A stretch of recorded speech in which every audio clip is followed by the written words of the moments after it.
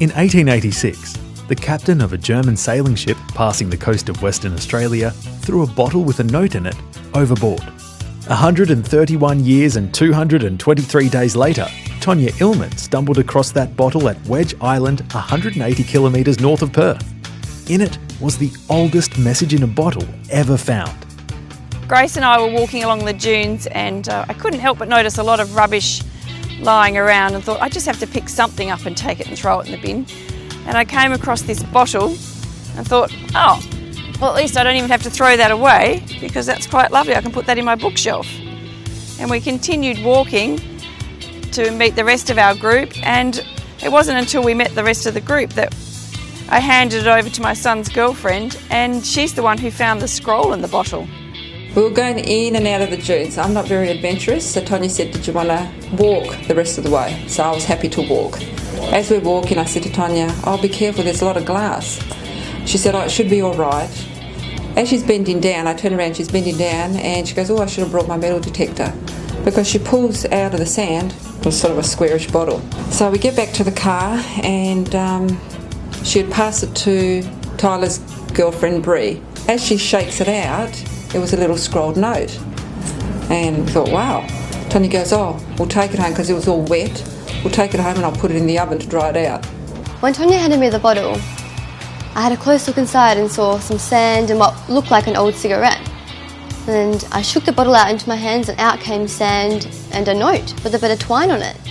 So I had a closer look and I didn't want to touch it because just in case it tore apart.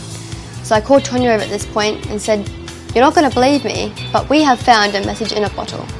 The bottle was found about 4 kilometres north of Wedge Island, which is a remote shack settlement with rolling sand dunes. And it was only about 6 years ago that a road was put through there. Before that, it was only experienced four-wheel drivers who had access. So we go up there every few weeks, and on that Sunday in question, I was pulling my son out of a bog. His car got bogged.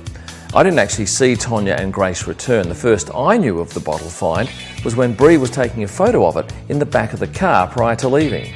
When the group returned to their Lancelin home, Tonya put the note in the oven to dry it out. It dried out enough for us to unroll it, and we noticed that the writing was in German, and it was just the dark lettering you could see. It wasn't until the next day that she took it to a friend of hers that they found out if you put it up against the light that you could faintly see handwriting. And that's when it became evident that it was something really exciting. For the week leading up to when I found the bottle, we'd had a cyclone up north, and so we'd had strong winds and very, very heavy rains for 4 days. And perhaps that is what has uncovered this bottle, and perhaps it has been buried for a very long time under the dunes. Over a 3-week period following the find, we worked with the WA Maritime Museum, the German Hydrographic Agency and the Weather Agency to verify the claim. Now, the Germans located the meteorological journal from the Paula and an entry stating that the bottle was thrown overboard on the 12th of June in 1886. It was written by the captain in the same ink and in the same handwriting style as our note. That was the final piece of evidence that the Germans needed to confirm that indeed our note was the real deal, and a truly remarkable find.